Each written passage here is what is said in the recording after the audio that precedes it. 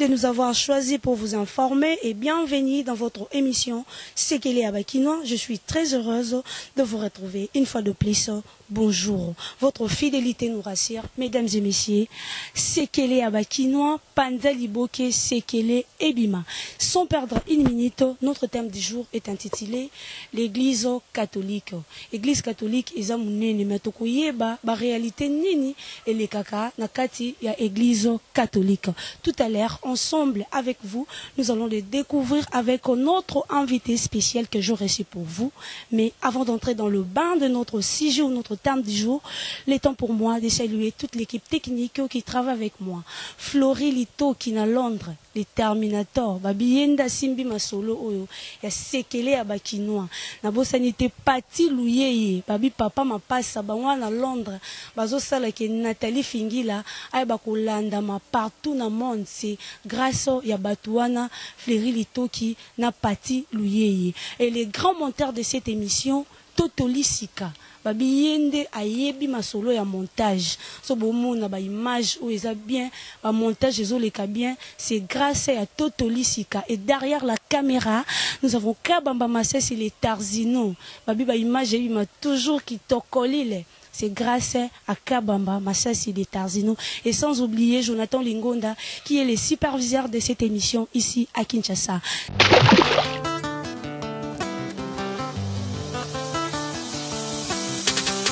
Massa Meriba.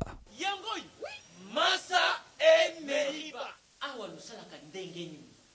C'est bâti mbongo kuna na 12h juste. Briefly, papa Sundia. Ya soli wana na lobaki na yo. Naja kumeka expérience. Tous les jours. Ana dunianga. Ba pesi ngai déjà solution. Ya yo mutu uza na Londres kuna. Et puis Angleterre mobimba en plus ba yibisi ngai. Agence Bayibisinga ezali Massa et Meriba ya Nono Mumbanza. Tiens koy. Papa Sundiata.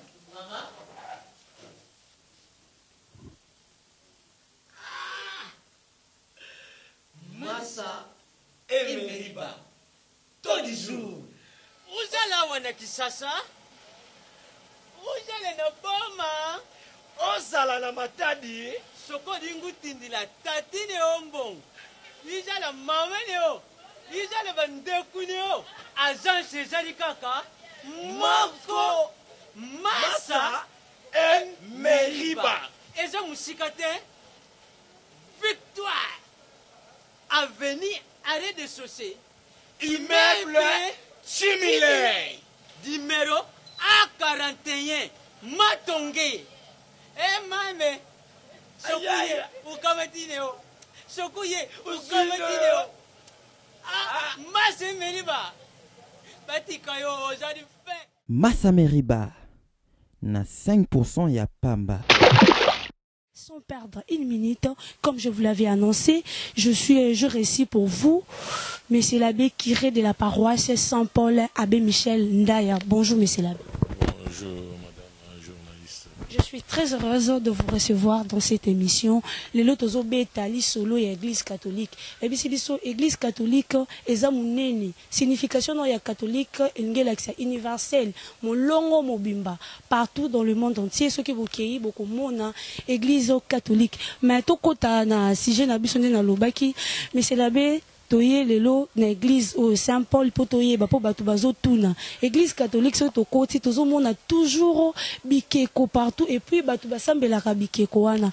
Est-ce que eza idolâtrie to yangote? Je crois que aucune question peut permettre na kota vraiment na bozindo ya réponse na kopesa na éclaircir vraiment likamundenge esengeli parce que ndenge tozali bateau nous allons vivre dans le monde, nous avons la réalité sociologique, nous avons la réalité culturelle.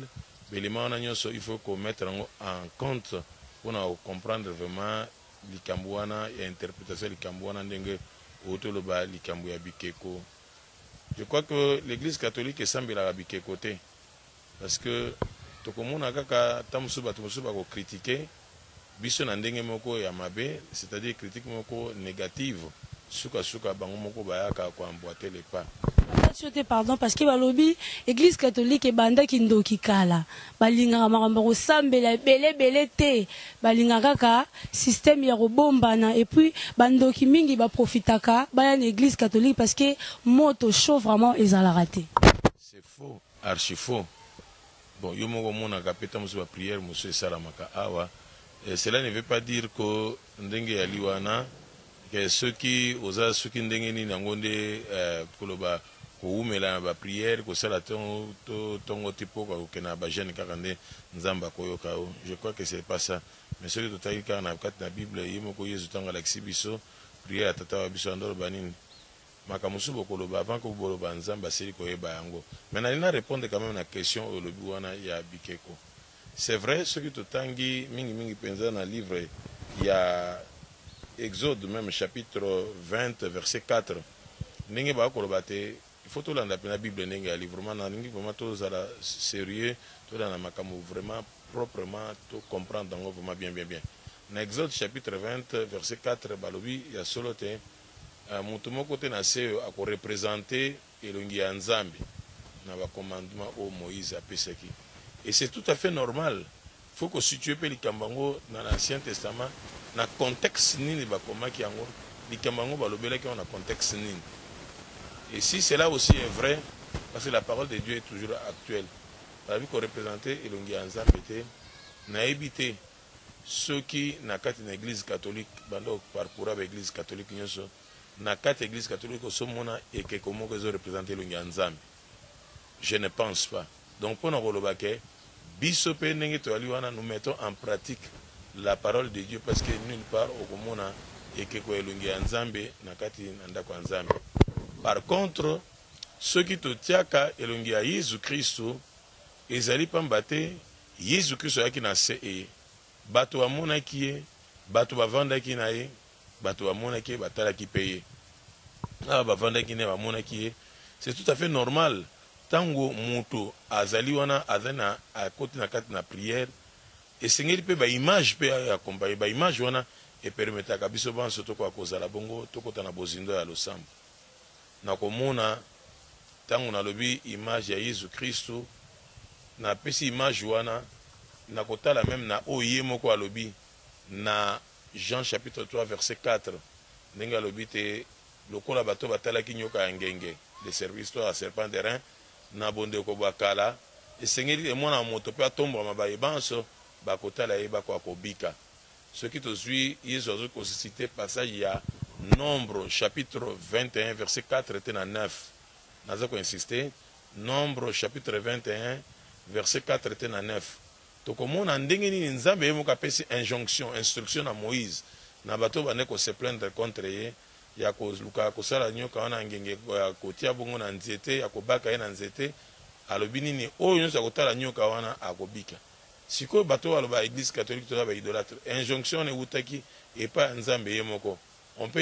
Comment on peut interpréter ce texte là ya Nombre chapitre 21 verset 4 et 9 ndenge ni bakoloba po bato bakoloba te oh non bakoko représenter Yesu te bonabo tozoloba likambo yango biso moko tozokwea so na ba piège yango lisusu ba piège yango tokokota ndenge okomona ba église nyonso ndenge ezali awa okomona élément distinctif ya koyeba te église ezali koto la plupart de ces églises elaka toujours signe ya croix.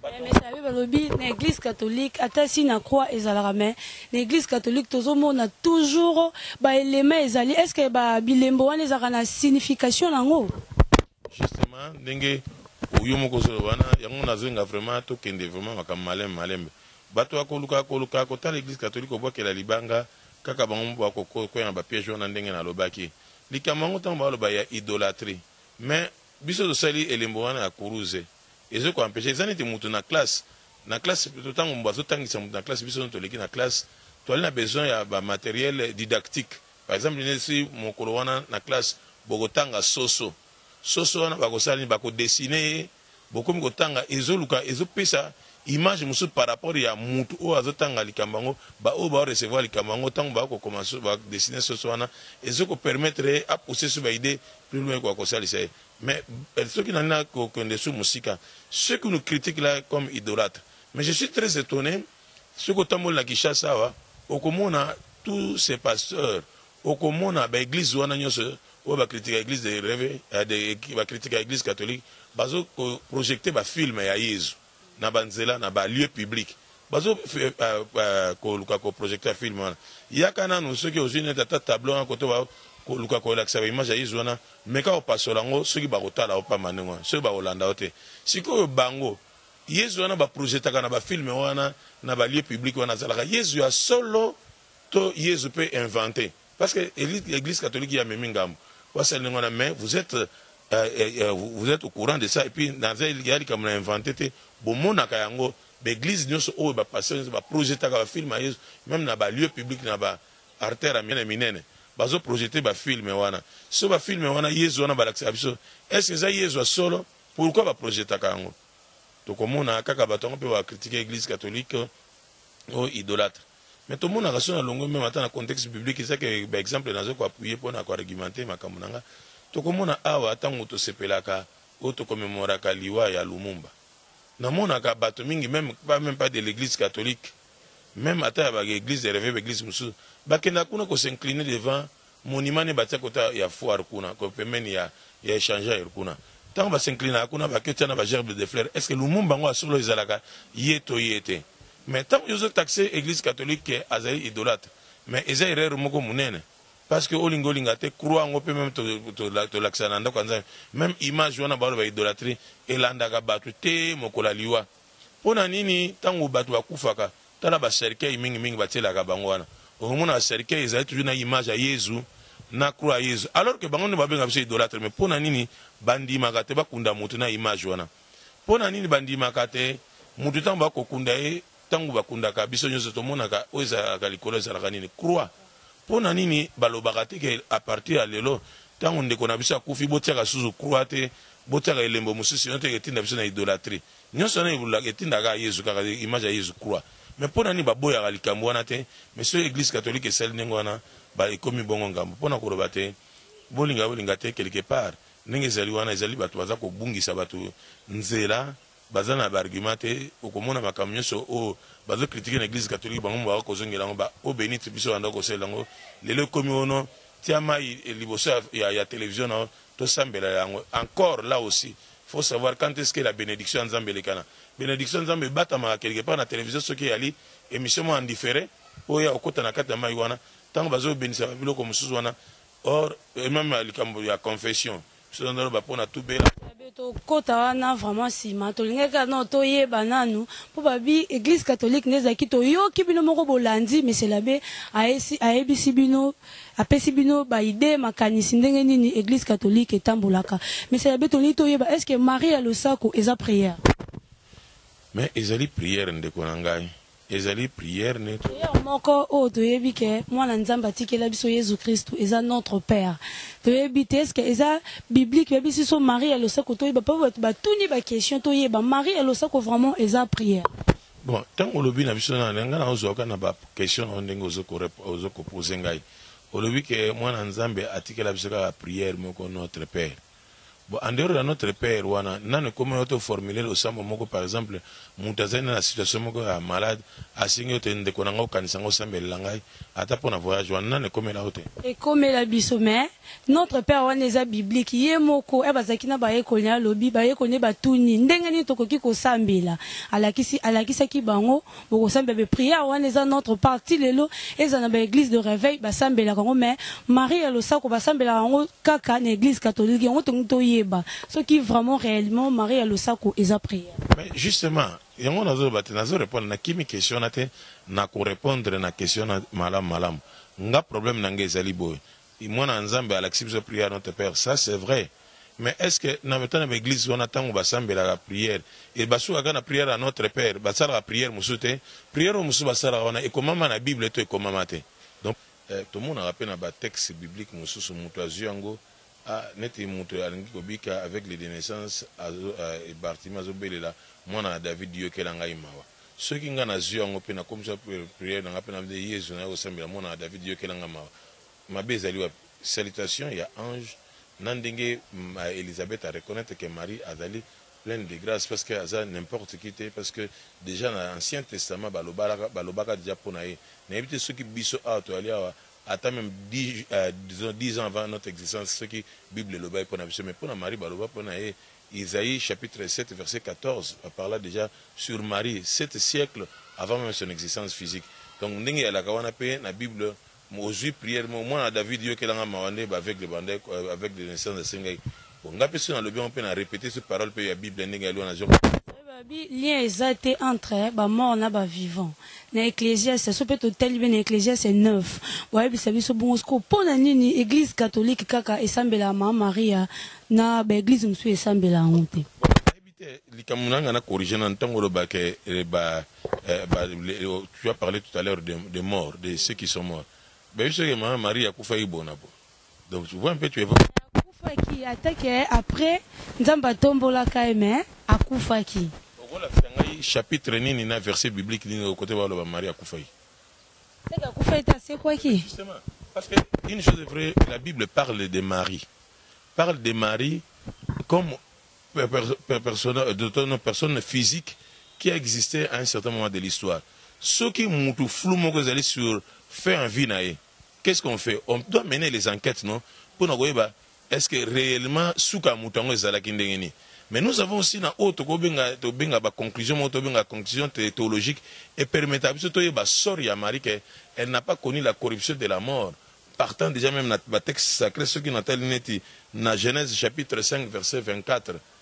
Il y a mon seul musulman nzambe nengale wana a connaître qu'il noté corruption morte comme Enoch. Donc comment na Genèse chapitre 14 verset 17 à 24 va parler sur Melchisedec. Toujours sur na 2 Rois chapitre 2 verset 1 à 18. Bon va dire le belabiso pour na Élie qui n'a pas connu la corruption de la mort. Ils ont dit que babota que pas Maria. Pardonne Silisa. Babi Yesu te boite ma Maria mtabota ki. Mais ezaki Saint-Esprit de kitaki de ma Maria a commis la babi basolo ba église catholique comme ici ma Maria on dirait Nzambe. C'est faux. Yango nanga ba question ozotu nanga ke nangoti na suka. Soki na Maria na Yesu azanzamo confesser que Yesu azanzamo mutaboti na se ezali bongo was kumba kizemine mama Maria o abota ka babenga ena mama soko benga yo reconnaître que Yesu azanzambe c'est que Maria aza mama nzambe soki nzamba salango na Enoch asalango na Melchisedec asalango na Eli et a forcément pour na mama na alanga ko tike ka ndengwana tout ça peut battre maïle quand même tu comprendre parce que ninga luana ils ont existé na kata mokilo bato so wana il y a ça c'est attesté même dans toutes les églises même ba musulmans va parler sur Marie Myriam wana ba pesa ke kutu lokumu kutu toujours sur la télévision ba pesa lokumu ba linga kutu biso pe à côté to plus sur lokumu kolega ouais bi place na ya ba bina catholique ndéleki eleki te Maria azali déesse pour te dans Jean 14 verset 6 va dire que Jésus-Christ est le chemin la vérité et la vie mais maman Maria ndenge bipo na ko sengonde ko fingila sambela pona ngai bon na ko sengo sambela pona ngai et a forcerie maman ya nzambe pourquoi na ko senga peta sambela pona ngai et puis évoquer likamungo ya likamwa liwa wana na utolo bano que Marie n'a pas connu la corruption de la mort parce que nulle part dans la Bible j'aime quiconque au défi à ko l'exangai passage biblique où il y a sur mort physique ya Marie à Koro. Mais si vous avez un sort, parce qu'il existe un argument, on a auto ya Enoch, n'a pas ya Melchisedec, n'a pas na oya Eli. Mais comment ça ensuite quand la Bible on a voyé parce que celui qui croit à moi ndenge Jésus ande correspondre na Marie, na Marthe, na Jean chapitre 11 dans liwa Lazare, qui croit à moi même s'il meurt vivra. Et puis, tout le monde a beaucoup d'Apocalypse, c'est l'acception, chapitre 7, verset 9 à 14. L'acception, ce qui est caché, comment les gens qui ont servi dans les seigneurs sont dans la joie. Bazali bon na bon moi, bazali bay oyo, bazali ko séparation likolo kuna elongo nzambe. L'acception on a Apocalypse chapitre 7 verset 9 à 14. Na moni lipinga bato barasi nyonso ba tribu nyonso. Na tuni bato wana basi mandala ba koyemba lokumu peke mon nzambe na biso ba uti wapi. Oh mongongo ko bimake ce sont ceux qui viennent d'une grande épreuve. Ils ont lavé leur robe blanche, leur robe blanche plutôt, ils ont blanchi ça dans le sang de l'agneau. Et ça, la Bible, pour nous, le bail, au bassin Jésus-Christ. D'ailleurs, dans le passage biblique, nous avons makasi pour nous l'accepter. Batu ya mbinzambe, ba wait. nazwi na Matthieu chapitre 17 tango la transfiguration Yesu Kristo akei na ngomba kosambelaki na Jean-Jacques na Pierre bamoni ye akosambela akosolola na Moïse na Élie. On peut dire que Élie a kufate amatabo likolo. On parle de la mort de Moïse. Si Moïse on a solo na Yesu Kristo azala Élie ma oto Moïse a solo. Siko biso neto ngande to yeba na mukuse sikoyo oyebisa biso si réellement Marie à l'osako eza prière dans le baki oui bien sûr eza prière ton dimi mais na mukuse c'est là moi synthèse na question synthèse en wolobat nini ezali ye wana tango to kosambela to reconnaître parce que mokili kweki na liso moto abebisaki siko nzambe pe alingi kobikisa moto na likambango ya lisumu aboyike moto tika la pembeni alingi te moto kota likambango somba likambango participer na likambango. Alors na oyo azali comme représentation ya bato mpona osomba likambango mpona saluer kota na kati na mokili ezali ne Maria onde baponi kota azala pe représentant pe ya bato bakota na likambango yango tosengi kosikumisa ye tosengi kosepela yango toloba réjouis toi ndenge elima salutation ange wana ezala biso mpe tozala na esengo wana mpo ya ndimaki na likambo ya wi wana mpo te libiki ekota na kati na se amema libiki mpe abota libiki ya bato. Merci beaucoup. Tozo continuer. Le loto baki Nathalie Fingi la rolo bebelete. Tozo tika mesela be apesa bisopo yende azana kati ya Église catholique ayebi koleka mingi yango toye vraiment pembeni na epo ayebisa biso. Donc toye balobi batu bazotu na bazo poser ba question belé balobi ba pasteur babalaka. Pourquoi pas basango babalaka est-ce que eza raison moko biblique to raison moko quelconque et batami mupani. Bon, en tout cas il faut que vous la clair na sujet wana. Je crois dernièrement ici, et ça la machine télévision va relayer, va saisir vraiment la pointe à l'Ikambote, comme quoi interpréter une chose est vraie, le célibat est une discipline moko église et s'imposer na kata basango. Parce qu'au moins dans les temps, même le premier siècle, le deuxième siècle, tout le monde a que l'Ikambouana et là qui l'Ikamba célibat est dans la carte église, mais il y avait quand même d'une part, disons, quelques, disons, bateaux, bande ko parler sur valeur et célibat. Ce qui loi wana et yaki pour l'Ikamba y a discipline, il y a église pour l'Ikamba y a disponibilité. Mais on peut aussi argumenter ça dans la Bible. Ce qui est aux Unis, dans Matthieu chapitre 19, deuxième partie à verset même 10 à 13. Donc on a boni. Yesu aza kolakisa bato tanga ko aborder likama mariage aba bato musupe babala gate pona ko représenter le royaume des cieux ndenge likolo ekozala. Donc sango pazali wana oyo aza ko représenter pe likolo ndenge ekozala parce que kuna mariage ekozala te to kozala biso so semblable. Donc elle question de disponibilité oyo église epesi mais to ko trouver yango pe na argument biblique na utopesa na Matthieu 19 10 à 13. Merci beaucoup. Tozo continuer toujours na sujet na biso to beki toza na église catholique tozo beta sujet na biso pesa église catholique eza munene mingi partout so bokei na monde na mokili mobimba so bokei okokuta toujours église catholique mais ça veut dire to est-ce que différence pesa biso différence entre église catholique na église de réveil. Bon, église catholique bon na goloba ke d'ailleurs moi yo moko définissé que ngoloba universel na kotala ma Jésus Christ aloba ki na biso totanga ki dimanche passé Matthieu 28 16 à 20 hein tango tout pouvoir m'a été donné au ciel et sur la terre aller vers toutes les nations faites des disciples en les baptisant au nom du Père et du Fils et du Saint-Esprit apprenez-leur à observer tout ce que je vous ai prescrit et moi je serai avec vous jusqu'à la consommation du temps.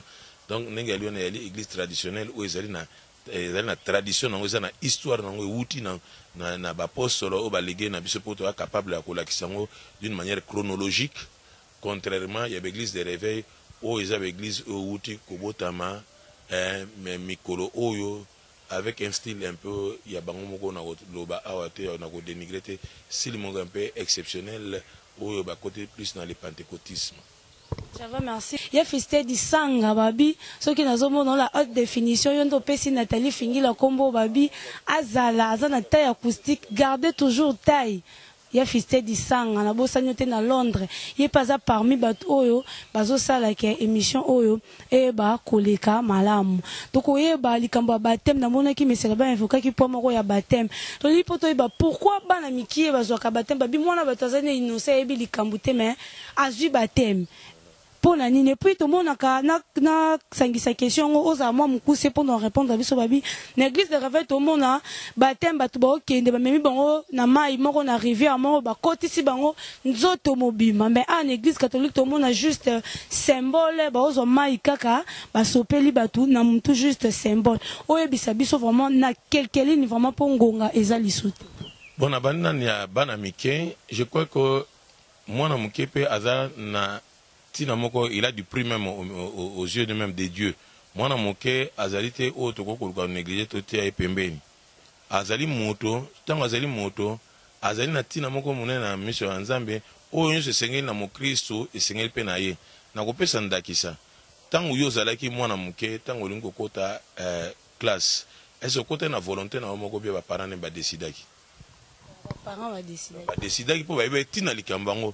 Donc nous baptisons aussi les petits enfants au nom de la foi des parents parce que ndenge ya liwana moi na tanga za koyokola koloba papa maman azoyo yo boyi que moi na mukazo ya baptême c'est que boyi humanité zali na kati na ye au boyi présence ya Jésus Christ na kati na ye ezaneti disons moi na azali sur na tina tête donc comme conséquence maman a cause même avortement avortement ya koloba que moi na ne représente absolument rien parce que Jésus Christ a lui a représenté le remonte pas na.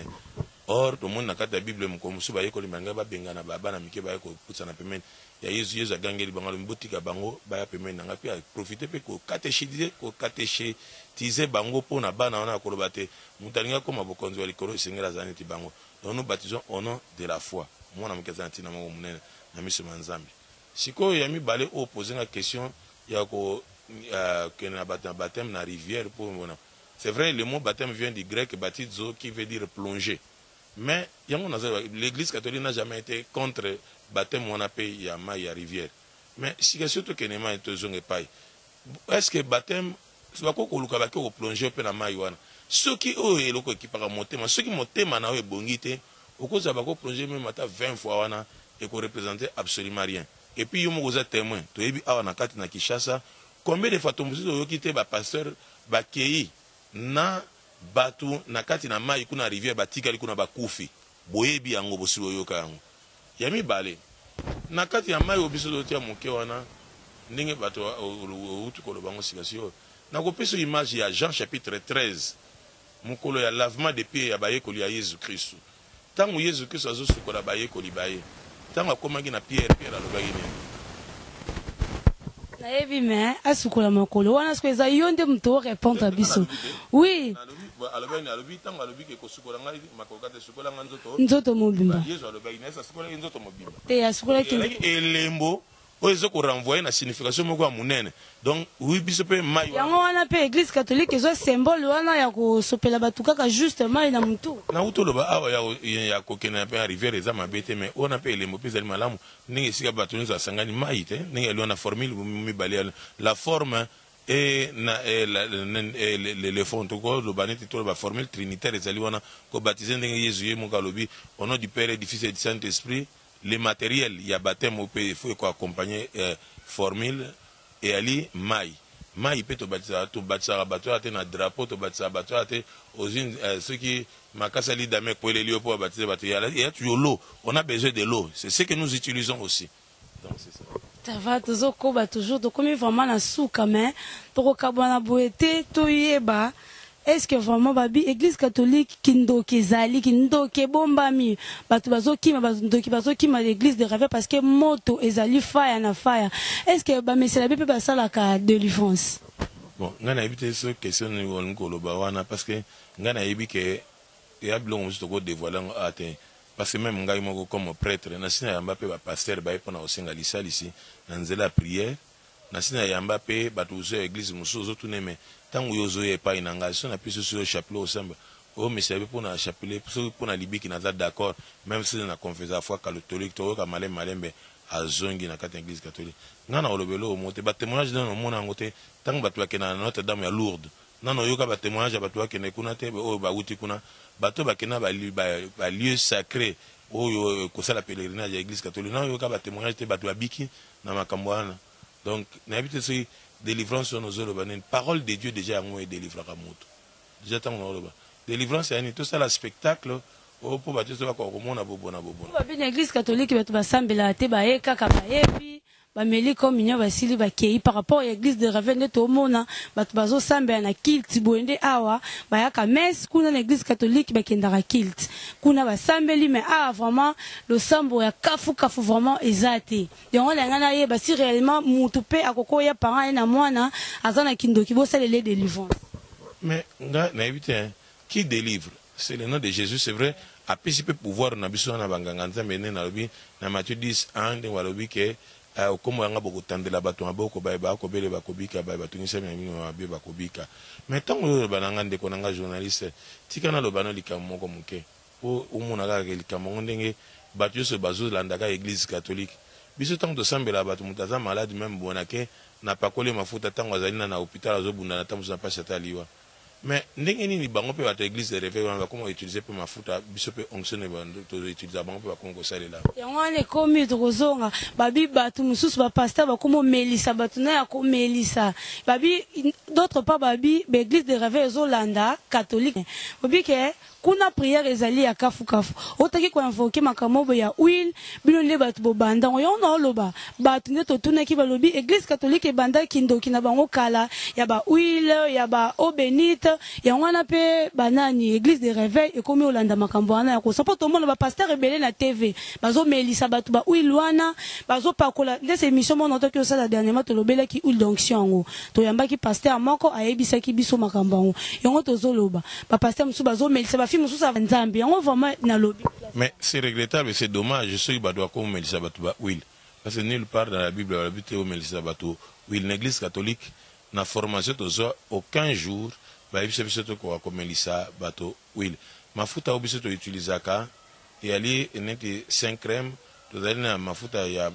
bakoni pe ya bakatéchumène nyonso na li épiscope yemoko nemda benisaka ngo mokola jeudi saint yango nde to utilizaka ngo na chaque diocèse o évêque a benisi nga na ko utiliser ngo par rapport ya likambo précis net na baptême na ko utiliser huile de catéchumène et puis na ko utiliser 5 crème surtout toi na nino na mutazali malade na zokende ko tata mu hôpital na mema huile mafuta ya bakoni bon nga na bité to formation to zwa réalité ko melisa bato mafuta mais to wolobanini ezali na bité so peut-être contenu no zopesa na kindoki wana na bité contenu no ngo pesa kindoki mais nga na bité na bité tango to ko pesa na yali pona soulagement ya moto ndenge na Saint Jacques alobi yango moto azali ko bela bake ubenga bakolo ecclesia nganga nzambe akopakola mafuta ya moto wana na kombo ya mokonzi akobika to bakola exception pe na Israël ndenge nini ba roi bakonzi bazali ko bapona bazali baponami